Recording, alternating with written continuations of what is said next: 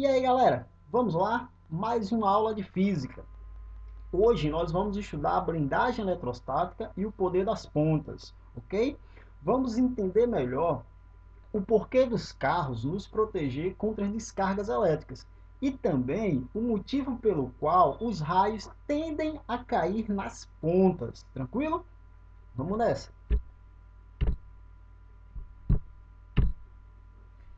Então, olha só. Para compreendermos a blindagem eletrostática, vamos começar discutindo a distribuição de cargas nos corpos, tá? Começando aqui pelos corpos isolantes, pelos materiais isolantes.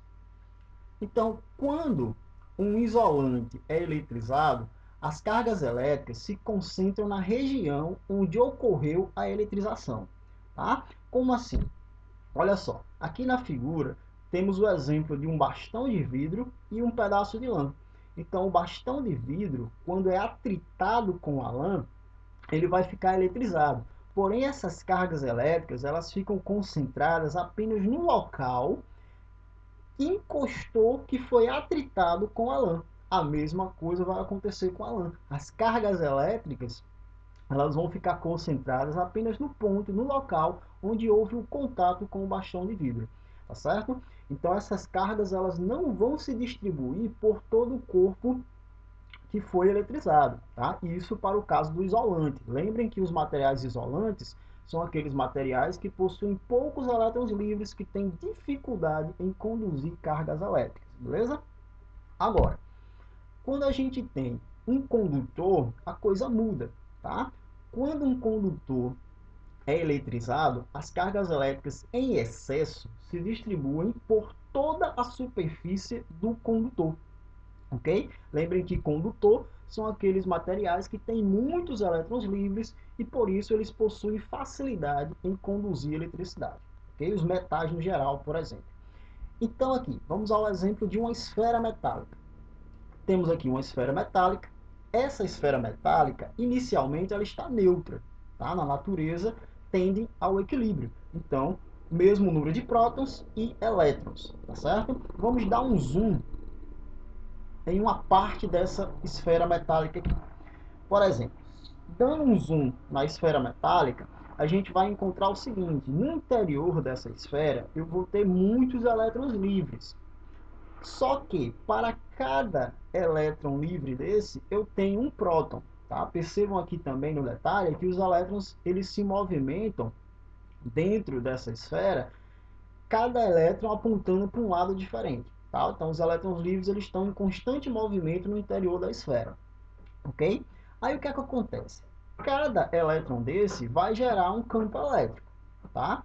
Mas para cada elétron nós temos um próton. E o próton possui carga oposta ao elétron. O elétron é negativo, o próton é positivo. Então o próton também vai gerar um campo elétrico. O campo elétrico do elétron vai ser anulado com o campo elétrico gerado pelo próton. Dessa forma, o corpo como um todo, a esfera como um todo, fica neutra, tá? Não produzindo nenhum campo elétrico que venha a atuar no seu meio externo. Beleza? Então, o campo elétrico gerado pela esfera como um todo é nulo nesse caso. Tá? O que é que vai acontecer? Quando a gente eletriza essa esfera, quando a gente coloca cargas elétricas em excesso nessa esfera, essas cargas elétricas elas vão sofrer repulsão. Vão sofrer repulsão entre elas e vão sofrer repulsão das cargas elétricas que já estão presentes na esfera. Tá? Então, o que é que vai acontecer? Devido a essas forças de repulsão, essas cargas elétricas em excesso que forem colocadas na esfera, elas tendem a se afastar de maneira a ficarem posicionadas nos pontos mais distantes uma das outras, tá? O ponto mais distante possível uma das outras. Esse ponto mais distante possível uma das outras vai ser na superfície da esfera, tá certo? Então, devido a essas forças de repulsão que ocorrem entre as cargas no condutor, as cargas elétricas em excesso se distribuem por toda a superfície do condutor. ok? E essas cargas elas vão se distribuir de maneira uniforme, tá? O que é que significa de maneira uniforme? Significa que elas estão igualmente espaçadas. A distância entre essas cargas é a mesma, ok? Então elas vão se distribuir de maneira uniforme pela superfície do condutor. Eu não vou ter carga elétrica em excesso no interior do condutor. Essas cargas elas vão ficar apenas na superfície do condutor, beleza? Aí o que é que acontece? Essa característica dos condutores gera um fenômeno conhecido como blindagem eletrostática, tá certo? O que seria essa blindagem eletrostática? O campo elétrico no interior de um condutor é nulo, tá? Então, o que é que aconteceu?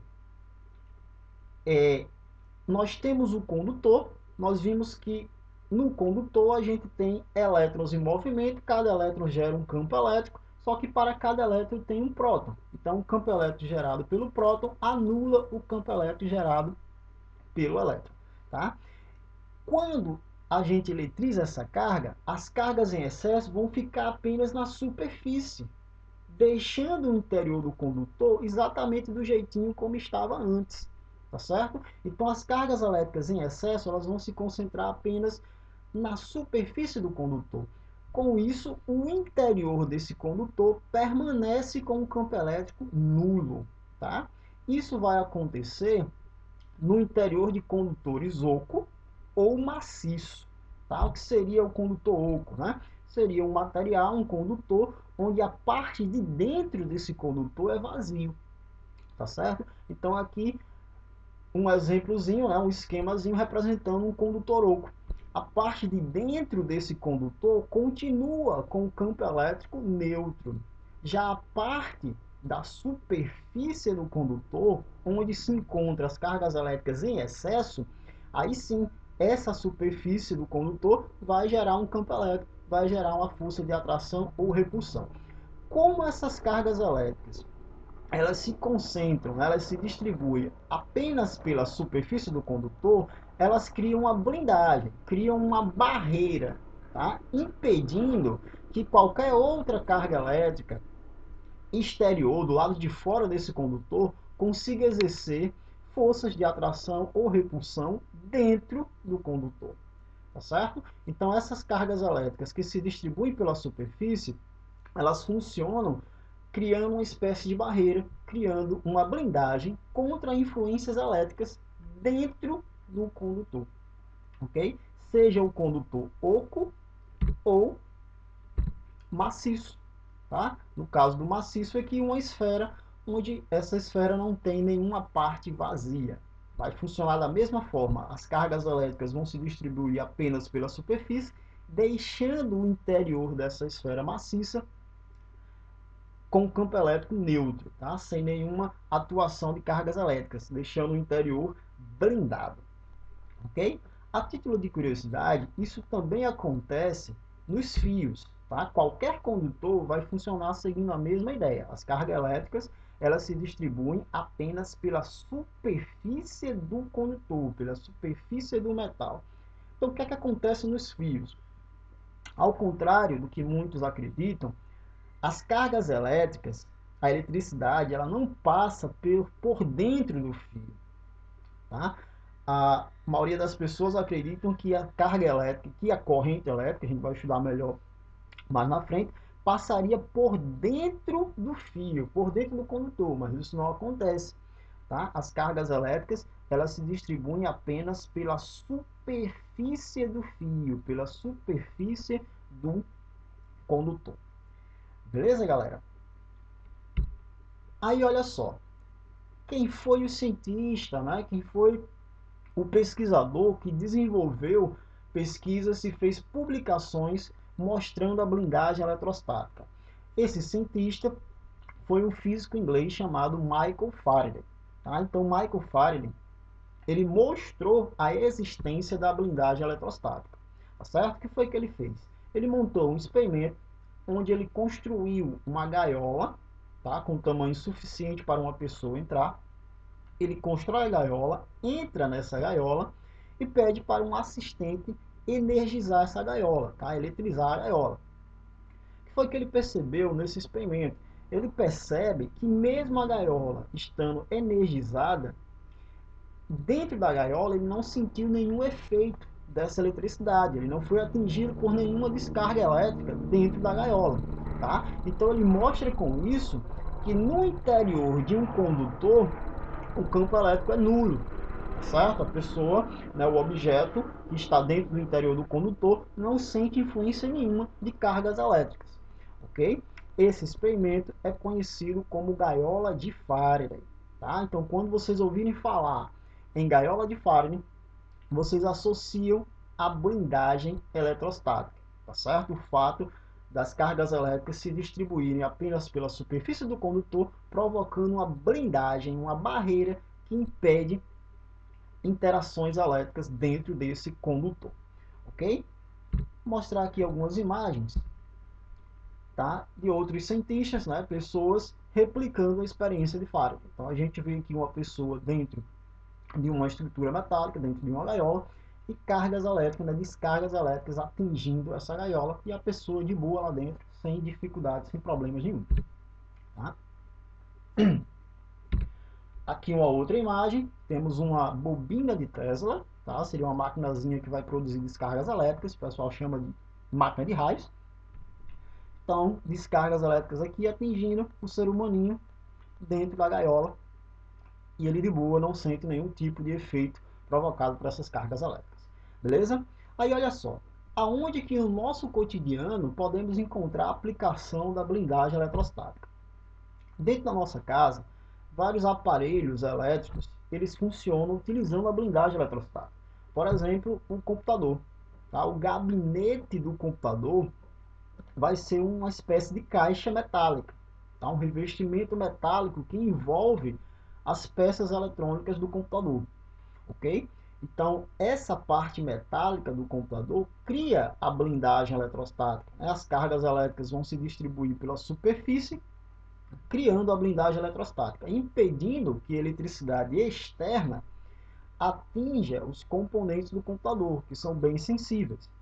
Okay? Inclusive, um técnico em informática, quando ele vai manipular, né, quando ele precisa abrir o computador e manipular as peças eletrônicas do interior do computador, ou ele usa uma luva especial, tá? Ou ele toca, né, em um material metálico para descarregar as suas cargas elétricas, tá? A eletricidade estática do seu corpo. Então ele pode tocar na própria caixa do computador ou em outro material metálico para poder manipular as peças do computador, tá certo? Aparelhos de DVD também tem esse encapsulamento, essa caixa metálica que envolve os componentes eletrônicos, dispositivos roteadores, né?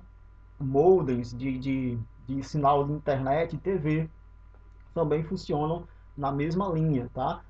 Tem aqui um encapsulamento metálico que vai criar essa blindagem eletrostática, impedindo assim os componentes de receberem cargas elétricas do exterior, ok? Uma outra aplicação são os cabos coaxial, tá? Os cabos coaxial são esses cabos de antena, cabos de sinal de internet, TV a cabo, beleza? Então esses cabos geralmente são branquinhos, né? Os cabos mais comuns que a gente utiliza em casa. Como que funciona ele, né? Onde é que está a blindagem eletrostática nesses cabos aqui? Vamos ver o esquemazinho. Então esses cabos coaxial, eles são formados em algumas partes, tá? Eles vão ter no meio um condutor, fiozinho de cobre. Em volta desse fio de cobre tem o isolante, seria um plástico. E em volta desse isolante nós temos uma malha metálica. Essa malha metálica, ela vai exercer a função de blindagem eletrostática, tá certo? Então aqui no esquemazinho, ó, condutor, fiozinho de cobre, o isolante, que é a parte plástica, e temos a blindagem, tá? Essa blindagem é a malha metálica que vai exercer essa função de blindagem eletrostática, para impedir que sinais elétricos, né, cargas elétricas, venham a interferir no sinal que está sendo transmitido, sinal de internet, sinal de TV, que está sendo transmitido por esse cabo, ok? E por fim tem uma capazinha, que também é uma capa plástica, para proteger aí o cabo como um todo, beleza? Uma outra aplicação da blindagem eletrostática é o que a gente viu na aula sobre os raios, né? A gente tem os carros eles possuem uma carcaça metálica, tá certo? Essa carcaça metálica ela vai funcionar também como uma blindagem eletrostática, impedindo que o interior do carro seja atingido por cargas elétricas, tá certo? Então, os raios, né, as descargas elétricas que atingirem o carro, elas vão escoar para a terra, tá certo? O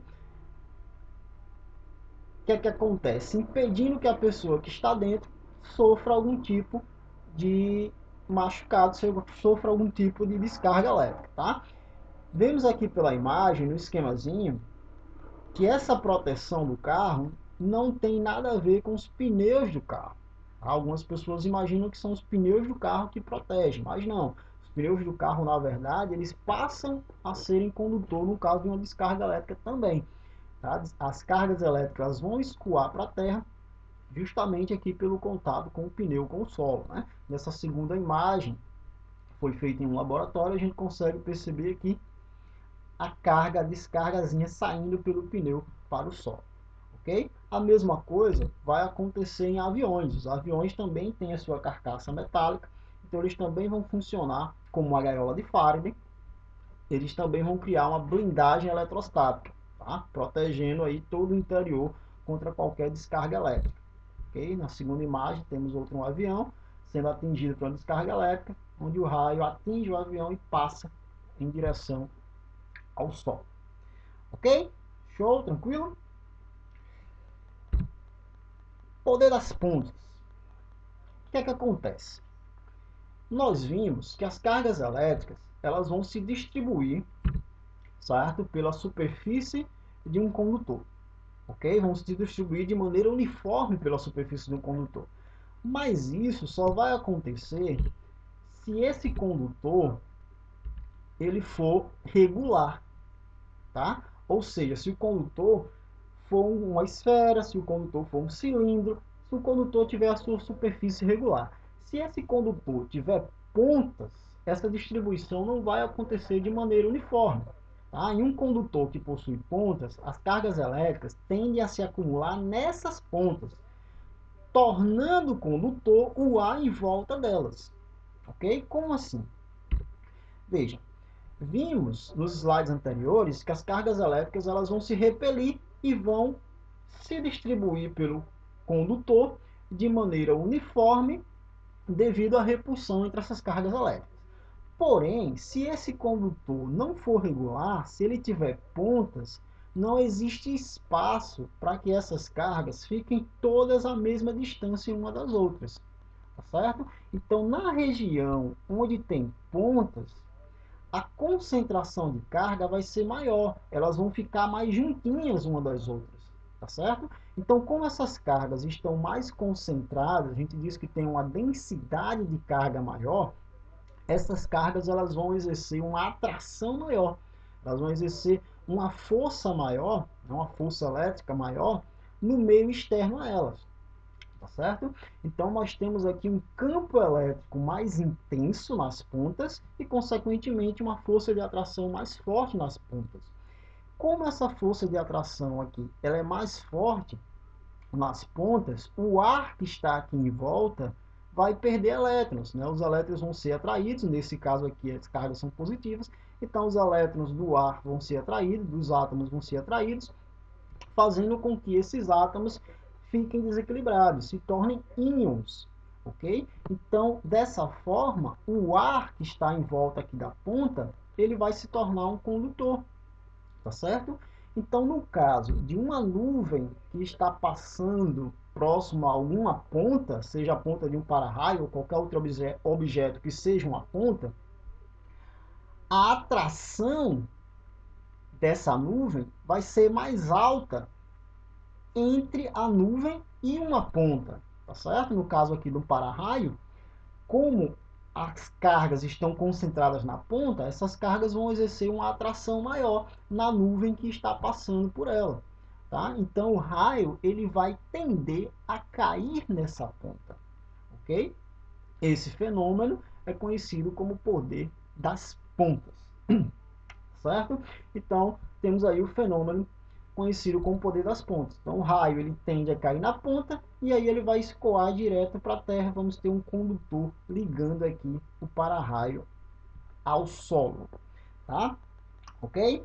Tranquilo? Então, a nossa aula fica por aqui, tá certo? Para a gente finalizar, como curiosidade, fica um experimento bem simples que vocês podem fazer sobre blindagem eletrostática, certo? Vocês podem pegar aí um pedaço de papel alumínio, um celular, vocês embrulham esse celular no papel alumínio, tem que ficar bem embrulhado, tá certo? Sem nenhuma brechinha. Então embrulha bem o celular no papel alumínio, pega um segundo celular e aí você liga para esse primeiro celular. A ideia é que o celular indique desligado ou fora de área. Tá? Isso vai ocorrer porque o papel alumínio vai criar uma blindagem eletrostática, impedindo as ondas de rádio atingirem o celular. Tá? As ondas de rádio são ondas eletromagnéticas que funcionam através da oscilação do campo elétrico e magnético. Como o campo elétrico no interior do papel alumínio, né, do embrulho que você fez com papel alumínio será nulo, o celular não tem como funcionar. Beleza, galera? Fica aí a dica da experiência. Dúvidas sobre a aula vocês tiram no WhatsApp. Valeu! Valeu!